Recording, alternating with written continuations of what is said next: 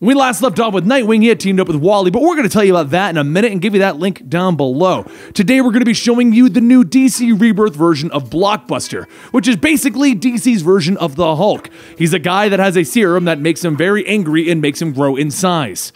And he also runs a casino. In our last video, we watched as Dick went on patrol and received some help from the speedster Wally West. While they went out, they faced off against the petty criminal Time Bomb, who had been freezing people and stealing their belongings. After some extremely cheesy banter and a knockout punch by Dick, the two decided that it was enough crime fighting for one night and they'd go back to playing some racing games to figure out who was truly the fastest. Over on the streets of Bloodhaven Boardwalk, though, Roland Desmond takes his time walking to work, enjoying the bright lights of the town. As he walks up to Marcus Casino, he sees a homeless woman picking through the trash, and he asks if she's found anything good. She tells him that something big must be coming. Lots of jitters and nervous stomachs. Nobody finished their fancy club sandwiches. As she starts to eat, a tourist walks by bumping into Roland and continues walking like nothing happened. Roland stares at the woman, his veins about to burst, and after squirting a drop into his mouth, his body turns back to normal. He starts to take out his wallet and gives the hopeless woman some money, telling her that she used to always chase his underage self out of clubs, but she always looked the other way when he was lightening some customers' pockets. A short while later, Roland walks around the casino to find a rather lucky man winning all of his hands at blackjack. Roland tells the man that he must be from out of town, and the man says, yeah, Toronto. But how did you know? And Roland leans in, stating that he grew up here, so he's got a certain kind of kinship with anyone from here. And he doesn't like him much at all. The man tells him, yeah, whatever. But then he loses a hand. Roland flips open his jacket and he tells the receiver, come and get him. And then suddenly the man is dragged off by the staff members. Moments later, the two men throw the man into a room, and Roland tells him that he could tell that he had been counting cards. Nothing distracts a man like a little unprovoked aggression, huh? As Roland takes another puff from his cigarette, the two bouncers call it, attention, he comes. He wears socks of the red panda skin. His cufflinks are made of the finest Argello horn. He is Tiger Shark. As the doors open, Tiger Shark walks in. The man says that he is the majority owner of the Marcus Casino, and he would like to invite the two of them to a special viewing of his aquarium. Meanwhile, at Sean Sung's apartment, Dick comes in through the window asking, so, what's with all the romance? She tells him that she was going to surprise him, but she fell kind of asleep, you know? Just wanted to give him some good luck for tomorrow's interview. As Sean helps Dick with his shirt, Dick says, actually, the second hand is still getting high-tech weapons into Bloodhaven. I need to find out who that is. She takes off his mask, stating, you can be Nightwing anywhere. How about you be Dick Grayson for once? Dick thinks back to when Barbara told him that he went through hell to get his identity back. Why not focus on being Dick Grayson? And he tells her that he's going to go to the interview, though he's a little rusty. She can help him with his interpersonal skills, can't she? Back with Roland, he looks at Tiger Shark's giant tank, and he says that he's got some nice things in there. Seconds later, the man cheating from before is thrown into the tank, and Tiger Shark says that he's got something big coming up. The biggest thing this second-rate town's ever seen. He then grabs Roland by the shoulders and tells him, I've been watching you. Walking the floor is beneath you. You're a predator, a hunter, one who has evolved perfectly for your environment. A group of sharks then swim up to the man and they begin to eat him, turning him into chum. The Tiger Shark goes on stating, I would like to offer you to search Bloodhaven and find Nightwing and bring me back his skin. Later that night, Dick begins to head out on patrol when someone calls out to him from the rooftops. He turns and Blockbuster appears, punching him down. Dick quickly recovers after hitting them, and then as he begins to fight Blockbuster, Blockbuster continues to counter his hits and then headbutts him into a wall. Dick's body smacks into it, and Blockbuster takes out a small squirter and he sprays a drop into his mouth, stating,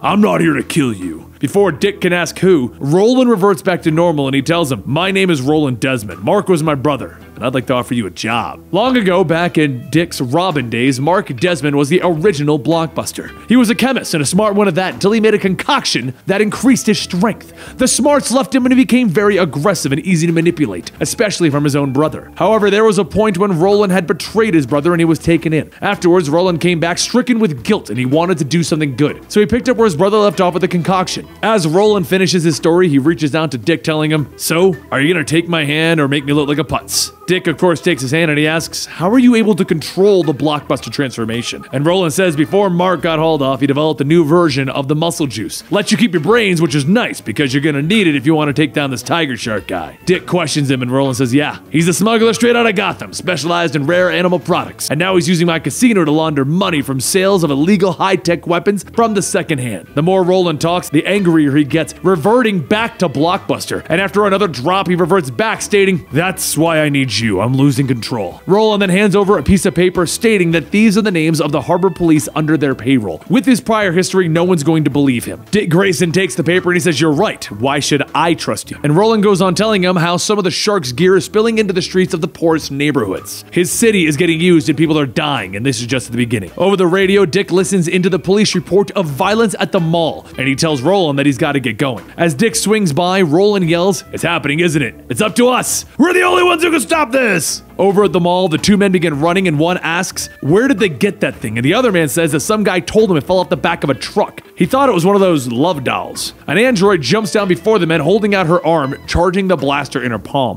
And the second man shouts, "Come on, switch to love mode! Switch to love mode!" As the android fires, Dick swings in, grabbing him, and he tells him, "Run! Don't ever buy strange robots again!" Dick jumps back up, fighting the android, but her advanced processor allows her to dodge all of his attacks, easily knocking him to the ground. He looks up, stating, "Maybe I need to spruce up the resume a bit." And then he notices the forklift. He jumps on it and drives the forklift into the android, skewering her into the warehouse wall. A voice then asks, "What the hell are you looking at?" And Detective Elise runs out of her police car with her gun drawn. Dick tells her that that is an algorithm model war droid, serious military hardware. Like this is being brought into Bloodhaven, and a source says that some of the cops are helping with that. She takes the paper from him and begins to read the names of the supposedly dirty cops. And Dick asks her if any of these people could in fact be dirty. She thinks on it and says, "Let's see." "That's none of your damn business." She heads to her car and Dick shouts, "Come on, you owe me from the James Nice case." And Elise snaps back at him, telling him, "What? You think we're equals or something? You come to my town, do my job for free, get in my way, and you face no consequences? I don't owe you anything. So get out of here before people start to see us together." The next morning, while Sean is at work, she finishes up a call regarding most of her money for the community center being taken away. And the voice tells her that it must be nice to come back, right? Sean gets up hugging Dick and asks, "So, is she dating a sexy longshoreman yet?" And Dick tells her, actually, he didn't get to the interview. She yells at him, telling him he had one measly job interview. And Dick says, "Why are you so focused that I need something to keep me here?" As Sean walks off, she says that things have changed ever since they got back from Egypt. And them finding out that she wasn't pregnant, she thought that he was disappointed, but it seems like he was relieved. Dick gets up telling her that one of the things that made him fall in love with her is that he could be honest. And another is that she knows exactly who she is, who she was. But he can see that that anger inside of her still defines her. The pregnancy made him realize that he wouldn't want his child growing up driven by tragedy or anger, and while he would teach them not to do that, he fears that she would have the opposite effect. Dick hugs Sean and he tells her he just doesn't want to lie. They can work this out, but he has to go. It's important. He leaves and Sean's phone rings and the operator asks if she would like to accept a call from the Blackmate prison inmate, Beatrice Butler. She wipes a tear from her eye and she says yes, and as the call connects, she says, "Hey, Pigeon." Back with Dick, he follows the lead on the dirty cops back to the pickup site along the coast. But before he has a chance to do anything, Skyhook swoops in, grabbing him, throwing him into the broken ship. He lands and then the lights come on and he's surrounded by villains. Roland then calls out to everyone who is interested in purchasing weapons from Tiger Shark. They can rid themselves of the superhero problem. In front of them, a superhero sample to test their weapons on. Roland leans out and he tells Dick, "Hey, thanks for taking that job for me." A few moments later, over in the other parts of town, Giz works away with his latest weapons when his phone begins to ring. He picks it up stating, "Hey, Nightwing. Yeah, I'm staying away from the computer like you told me 100 times. Dick says, "Good, but that's not why I'm calling. Would you happen to have the blueprints for a Sea Phoenix 3000 luxury submarine? Not for any particular reason." Tiger Shark shouts at the villains, "You let him escape,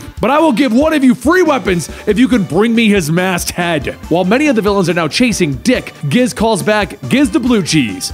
And Dick says, "Call me Nightwing. I already have a code name." Giz tells him, "Right. Well, I got your blueprints. Here's the escape capsule on deck 3. So Dick charges through the underground men, Shrado and his boss China White, Snake Pit, until he finally gets ahead to find Clock King in the middle of stealing things. Clock King shouts, "Wait, I must have it!" And Dick tackles him to the ground just as the arrows are shot into the room. As Clock King gets back up and runs, Shadow appears pulling out more of the arrows, and Dick jumps on her and headbutts her. Still a bit dazed from the hit, Dick doesn't have a chance to fight back as Magog picks him up and throws him across the room. He gets back up, but Magog then punches him back down into the skeletal display. He continues to attack, and Dick blocks the hit, and then he grabs one of the bones with his feet, and he sticks it right into Magog's eye. Magog's energy begins to lose control, and he shoots Dick into the wall and out into another room. Kid Amazo then steps up, and just before he can attack, he's blasted away into another room. Dick gets up huffing while holding Magog's staff, and then he promptly passes out. After a few moments, he manages to pick himself back up and walk towards the escape pods when another voice tells him, "Nice work." Rather than opening the hatch, Roland punches right through it, and Dick sighs,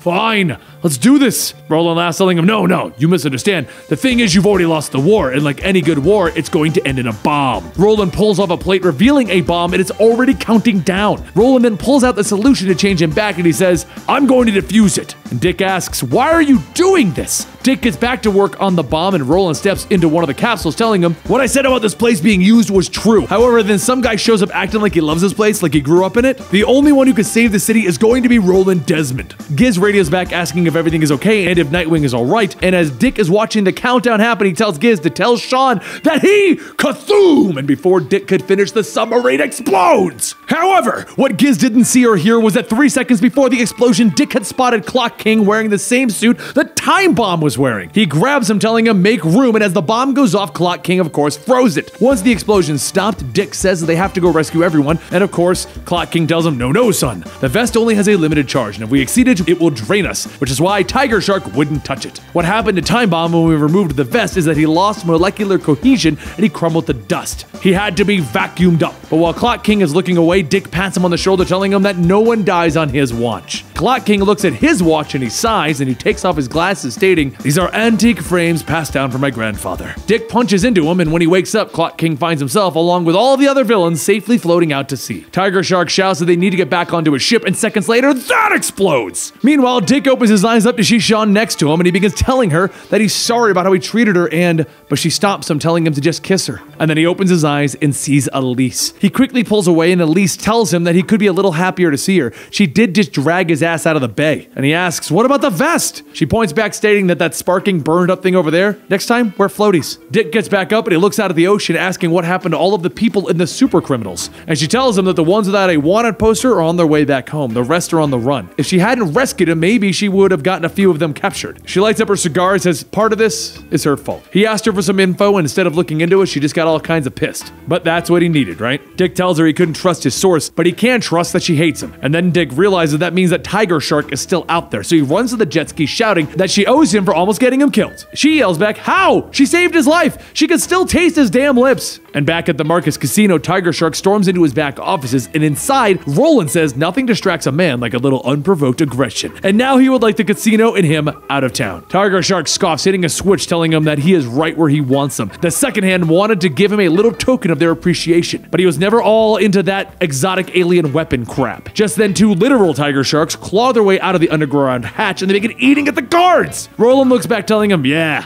I grew up in the streets of Bloodhaven. Ain't many environments tougher than that." Roland transforms, and he begins to beat up the Tiger Sharks, and after bashing one into the ground, he takes the second one, ripping open its jaw. Tiger Shark begins to run for the door, and then a headless Tiger Shark is thrown into his path. Roland walks up to Tiger Shark, telling him, "That's one thing. If you wanted to win, you're gonna have to get your own skin into the game." Later, Dick pulls up to the docks, and he runs into the casino, shouting for Roland. From behind the bar, Roland tells him, "Night work back here. Come and sit and enjoy the drinks on the house from the big winner." Dick takes a seat, and Roland makes the cocktail, and he says after all of that, the second hand will want to be a bit more conservative on who they make their sales with, and aim for a higher caliber of customer. They're gonna need someone who's a smart, controlled businessman who knows the city like a native. Someone who can remind their clients that they need the latest technology to protect them from the Bloodhaven boogeyman known as Nightwing. So cheers to that, and if you would see yourself out, there's a lot of transitional paperwork left by the previous owner. Dick tells Roland, wait, there's something he should know. He's gonna beat him because he knows him. Roland asks, how's that? And as Dick goes on, he tells him, you may have convinced yourself that you care about this city, that you're the hero that it needs, but the truth is it was never about guilt. You didn't come back here because of what happened to your brother. You took the serum because you were alone and scared, and to prove that you weren't weaker than your little brother. Roland spins back, bashing the bar top, and Dick smiles, and Roland tells him, get out of my sight! Meanwhile, back at Giz's place, Mouse asks, so, you're not a stripper? And Giz says that this is even sexier!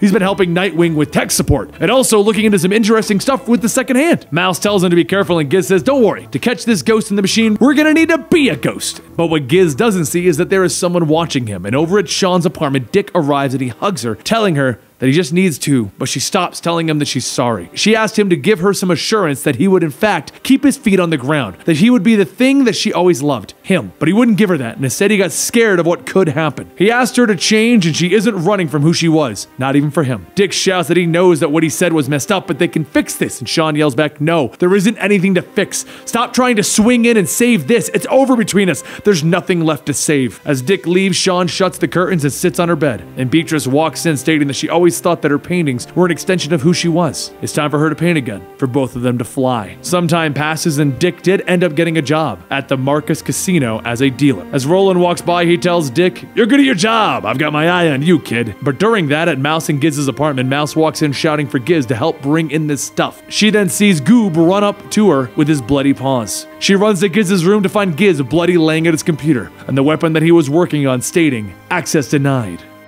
Nightwing is one of my favorite members of the Bat family. I am truly enjoying this new run with him back at Bloodhaven, but I want to know what you think. Did you enjoy old school Nightwing where he teamed up with the Titans more than ever? Did you enjoy Secret Agent, Agent 37 Nightwing, or do you enjoy this version, the Bloodhaven version? If you want to know more about Nightwing and Dick Grayson, click the playlist right over here to get that origin and those stories. Click over here for something recommended by YouTube, and check me out on Instagram at Comicstorian, where we bring you some of our favorite panels from the comic books and ask you rather intriguing questions. Hope to see you there, and I hope to also see you here at Comicstorian, because you know you want to subscribe, because you love what we do. I'm not full of myself at all.